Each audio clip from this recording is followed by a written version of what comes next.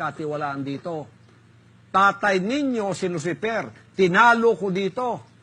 Hindi niyo natalo siya eh. Tatay ninyo siya eh. Tingnan ninyo.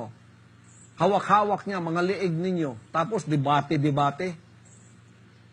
Tapos sabihin mo, tingnan mo yung assessment mo, takot ako makipagdebate.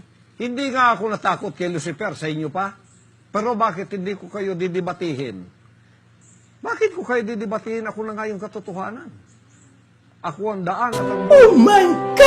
Pag di kayo dumaan sa akin, wow! Hindi kayo pupunta sa langit. Anong didebate ko sa inyo? Ha? Paano niyo ako didebatihin yan? I am the way. Pag hindi kayo dumaan sa akin, hindi kayo pupunta ng langit. Kahit anong pang gawin ninyong pagtatampisaw dyan. Paano ko kayo didebatihin yan na ako ang may-ari ng kaluluwa nyo? Ako ang may-ari ng sanlibutan ngayon. Magdidebate ako sa inyong mga hunghang kayo. Sino kayo?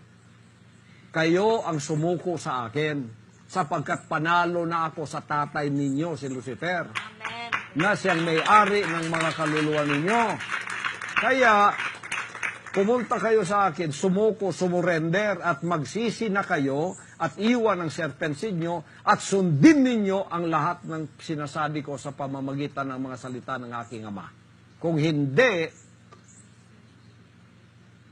may kalalagyan kayo, igagatong ko rin kayo sa kalan ng impyerno.